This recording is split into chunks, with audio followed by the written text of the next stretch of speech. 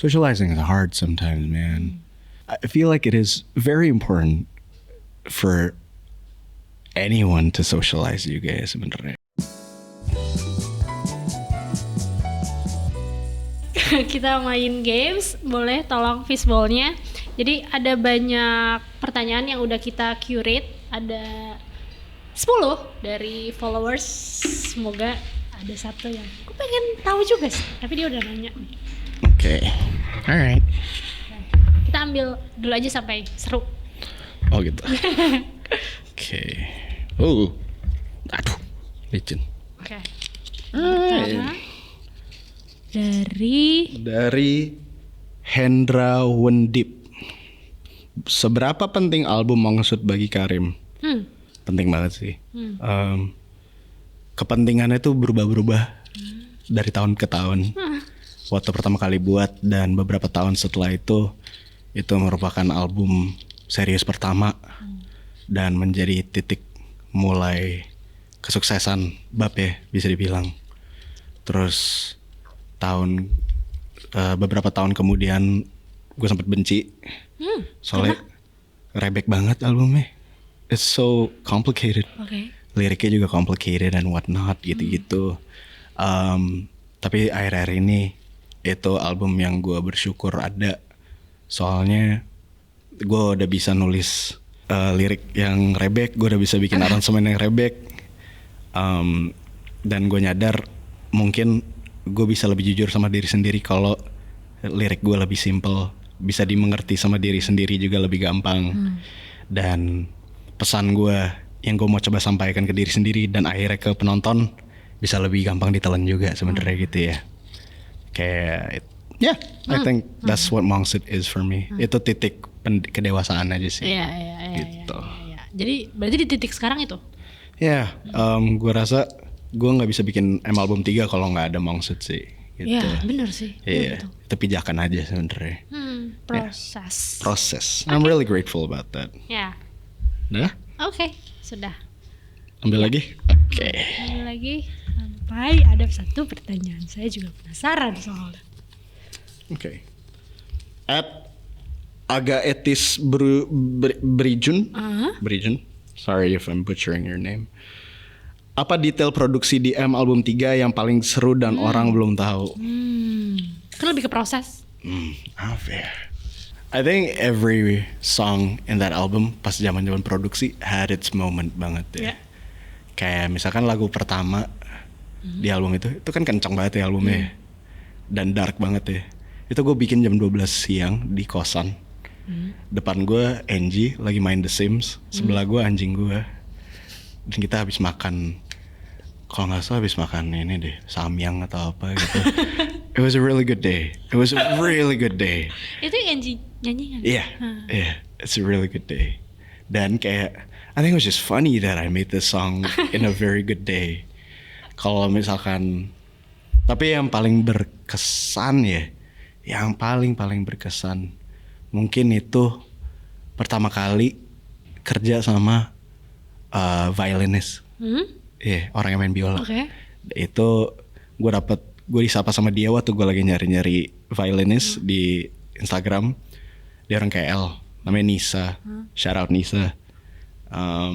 Dan it was a very simple workflow gitu sih. Gue nggak tahu gue perlu kayak gimana, terus dia kirim balik. Cuman itu pertama kali gue denger biola direkam sendiri gitu ya. And it was like incredible, man. Dia lulusan Berkeley, jadi kayak bener-bener top notch gitu. Itu di lagu? Di lagu Bruxism, endingnya itu biola. Sama ada beberapa violin parts di NG Song gitu. Tapi itu gila. Itu pertama kali denger. Gila, itu senang banget. Itu Bruxism pertama kali selesai. Gara-gara ditambahin biola. That was crazy. Yeah, I think that was my favorite production moment in the whole album. Itu kayak mungkin tahun lalu, tahun ini? Itu tahun lalu deh. Lanjut. Dari Star East, menurut Bab sendiri apa yang buat rap dia menang award berapa tahun yang lalu? Yang tadi. Boleh jujur nggak tahu. I really don't know. I really don't know why I won, honestly. It's I'm just blessed, I guess. I'm just happy, I'm just grateful. Tapi if you ask me personally why I won, I have no idea. Apa lo tahu sebenarnya tapi apa lo nggak pengen ngasih tahu? No. Oh, oke. No. I mean, like, I don't know. Yeah. Maybe because it's catchy. I don't know. Gitu loh, you know. Because maybe it is catchy, maybe it's short. Mungkin pakai sampel Indo, banyak banget variabelnya gitu ya. Yeah. But honestly, I don't know. But yeah. Ya harusnya ditanya ke panitia langsung Betul, ya. betul. Lagi. Thank you. Okay. Next dari. At Desmamastin. Bab, is it rap or hip hop? Huh? Explain it. Are they not the same thing? At Doen Mahendra, apa pandangan Bab di industri musik saat ini? Apakah banyak hal yang berubah? Gua tuh orangnya lumayan tidak terlibat dalam industri musik lokal ya. You just make music. I just make music. I don't know if that's a good thing or not sebenarnya, tapi I do not involve myself most of the time. Why? I don't know. I'm kind of obsessed with this thing where I'm like, I just hang out with the people I know. I just do the things I do. Bikin musik aja, segala hal, nggak perlu ngelakuin hal-hal lain gitu loh sebenarnya. Zaman dulu, maybe it's because of social anxiety. Mungkin gara-gara social anxiety. Maybe it's because of something else. I don't know. Tapi kayak I have not been involved at all sih. Sometimes I think kayak should I be? Harusnya gue lebih niat gak ya gitu, atau lebih berani dikit gitu untuk terjun ke situ. Tapi ya udah terjadi ya. Mau gimana pun. So to answer your question, pandangan gue di industri musik saat ini, gue mungkin jawab sebagai pendengar musik aja kali ya. It's fun. People are making weirder music. There's some great pop records juga nowadays. Yeah. Ini bukan lokal doang ya, I'm assuming juga ya. Yeah, it's a great time for music. Tahun ini album lumayan banyak deh yang bagus menurut gua. It's a really great time for music. Maybe in the industry, I guess berarti itu ada dorongan lagi untuk bereksperimen ya secara sound. Gue berasumsi ya dari album-album yang keluar tahun-tahun ini. So yeah, maybe it is great. Ya, oke. Tapi sebelum ke situ, tadi kita juga sempat ngomongin soal socializing. Yep. Gue juga sempat dengar. Lo pernah bilang juga lo introvert. Little bit. Gimana ya? Tapi kan itu sesuatu yang harus secara tidak langsung dilakukan oleh seorang musisi atau figur publik. Atau lo masih kayak it's okay just being me. That's what I want at least. Sebenarnya I really want that. Maksudnya kayak socializing is hard sometimes, man. You gotta know what to say. Belum tentu humor lu sama orang yang lain. Dan kayak my social battery is cepet habis banget sih orangnya gitu. I feel like it is very important for anyone to socialize juga ya sebenarnya. Gue juga akhir-akhir ini mencoba mendorong diri untuk keluar rumah lebih sering sih sebenarnya gitu. Tapi emang ada hari-hari di mana yang kayak ya udahlah hari ini untuk diri gue sendiri aja ya gitu. I just wanna watch Netflix and just be on my bed all day gitu. Tadi nonton apa? Brooklyn Nine-Nine. Ya, udah berapa kali nonton sekarang. But yeah, it's ya kalau dari gue ya bersosialisasi itu penting, itu sangat penting. Tapi juga kayak tahu batasnya aja sih sebenarnya. Don't get lost in the sauce aja sih, because you need some time for yourself as well, you know. I know mungkin gue bukan orang tepat untuk ngomong hal itu ya, soalnya gue jarang kelihatan kali ya. Cuman I think it's important if you have the energy to socialize, you socialize gitu loh, you know. Tapi lu pernah ngerasa kayak bukan terbebani ya, kayak orang pasti menurut gue ya kayak pasti orang mencari lo. Maksudnya kayak yang tadi lo cerita juga, lo pernah mikir kayak gue kehilangan opportunity gak sih? That's true. When I think about that, I think about this conversation antara Aziz Ansari sama Frank Ocean. Oke. Aziz Ansari nanya Frank Ocean. Sorry, stand up comedian. Iya. Dia nanya Frank Ocean. Lo kok bisa sih ngelakuin apa yang lo mau? Kapan lo mau? You can just do whatever you want. Kok bisa sih gitu? Terus Frank Ocean coba jawab, you have to be comfortable with making less money. Sebenarnya. Yeah, to be comfortable. Lo harus nyaman, nggak bikin banyak duit sebenarnya untuk bisa ngelakuin apa yang lo mau lakuin gitu. That's the answer. And that story hit me right here banget gitu. Kayak okay, I want to do whatever I want juga kan sebenarnya, creatively, anything. Ya berarti gue harus bisa menerima kalau nggak dapat opportunity, kalau nggak dapat duit, nggak dapat apa gitu-gitu. Mungkin the peace of mind is worth more than the opportunity gitu loh, you know. Gitu. Ya. Oke. Next. Oke. Selanjutnya dari _Febrianadi. ya. Seberapa pengaruh seorang bapak bagi karya-karya Arem Sunario? Menarik karena bapak itu dari bapak. Yeah. I think he really helped me be fearless in what I like sebenarnya. Ya.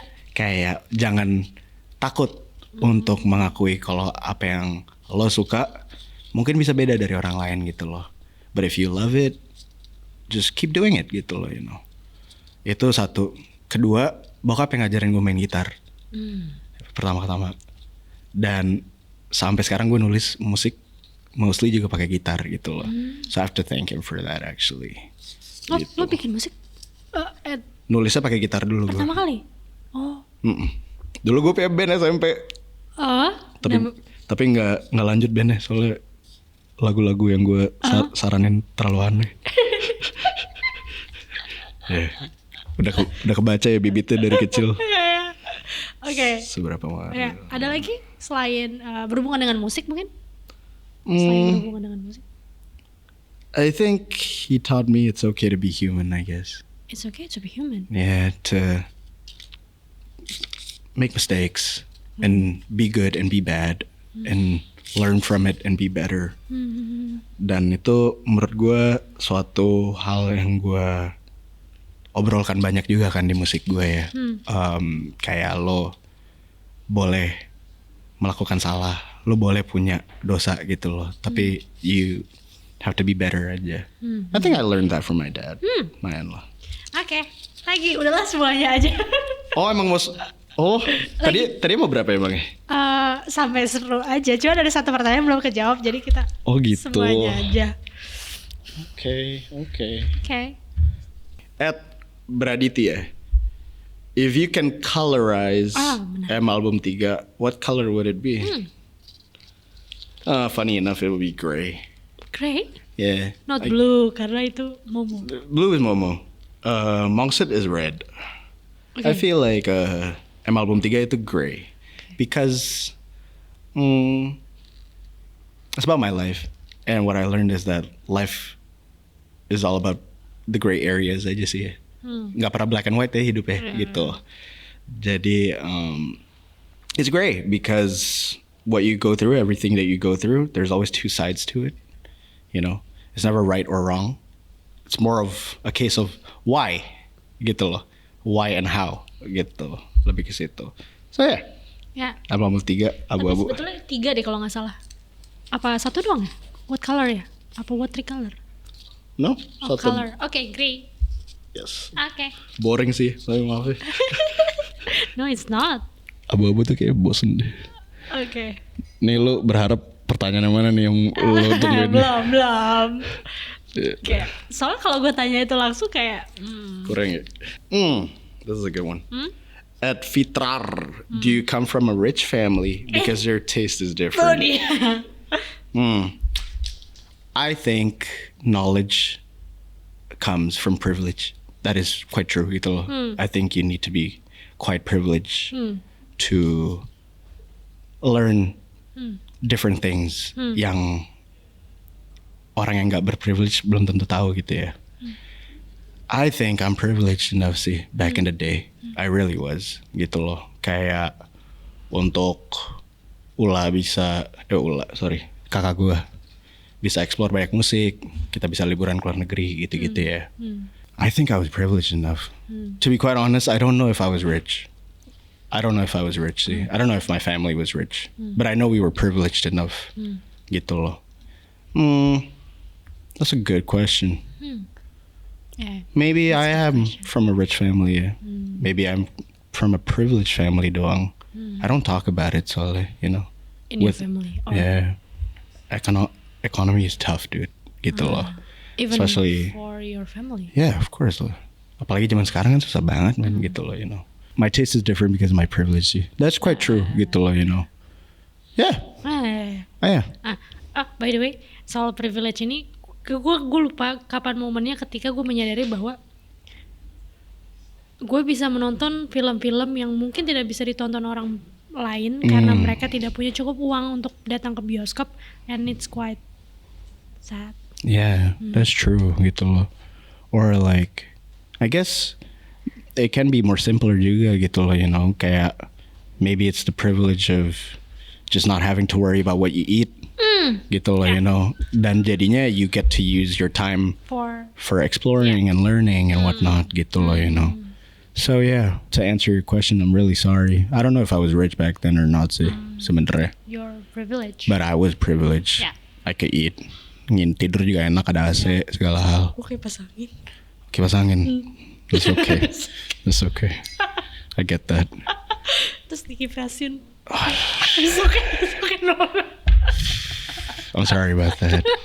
Gak perlu, Karim. Oke, gak apa-apa lagi deh. Tanggung kayaknya tinggal Boleh. 2 deh kalau gak salah. Kayak tinggal 1 deh. Oh ya, ada 2 Ya, deh. Oke, Okay. lanjut. Kalau bisa menggambarkan tiap album bab dalam bentuk karakter film, kira-kira akan menjadi apa aja? Sir Aden. That's pretty good. Mongshed. Mongshed. Karakter film. Rat. I've never thought about that actually. This is hard. Mungkin from the color tadi. Maybe. Okay, let me try. Mongshed, I think, is Joe Pesci in Goodfellas. Gue lupa nama karakternya siapa. Ya. Yeah. Very extremely violent, mindless. Tapi there's a deep insecurity inside Joe Pesci's character sih di Goodfellas. Oh, itu yang mana ya? Goodfellas tuh Tahu. Tapi yang mananya? yang temennya Ray Liotta yang kerjanya bunuh orang mulu. Oh, gue tahu. Yang Iya. menyebalkan kan? Iya, nyebelin banget. So, nyebelin banget. Mongshed is menyebalkan. I think Mongshed is bukan menyebalkan ya Mongshed, tapi is Insecurity that very insecure and violent gitu loh albumnya sebenarnya gue rasa. Oke. menarik. Kalau Momo's Mysterious Skin itu Susah ya? susah lah. Susah sih, Susah susah banget sih. Maybe it's like a Dory from Finding Nemo. Dari Godfellas. Iya. Terus Finding Nemo. Happy go lucky, nyantai, maunya fun-fun aja. Dia hilang kan? Jadi ya sempet hilang sih di Finding Dory. Tapi ya, I think Momo's Mysterious Skin is Dory. Pretty good. Oke, berarti terakhir. Album 3 itu. Let me think about it. Oke. Gue belum ada jawabannya lagi. Kayak kosong kan? Iya, ya kan? kosong banget. Soalnya tentang diri gue sendiri gitu loh, kayak karakter film siapa gitu. Lo pernah berpikir gak karakter film apa yang paling mendekati Karim? Nah, Her? belum kepikiran sih gue. Oke. Her mungkin pas gue SMA kali ya. Sekarang udah enggak sih. Oke. Ya maaf ya.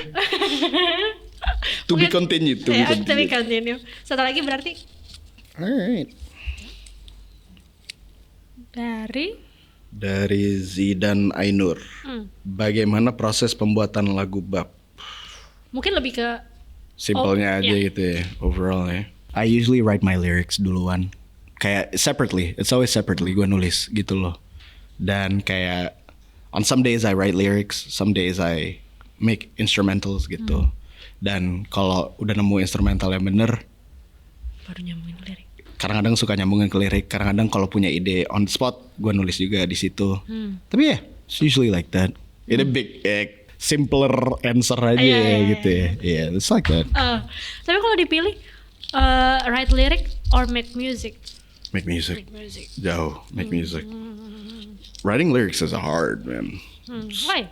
Menurut gue susah sih, because like yang di sini belum tentu nge-translate gitu loh, yang sama yang di kertas gitu ya. Sedangkan kalau your music kayak it needs to be like that, gue rasa gitu. Kayak susah aja sih. Sampai sekarang masih susah banget sih nulis lirik. I try my best. Oke.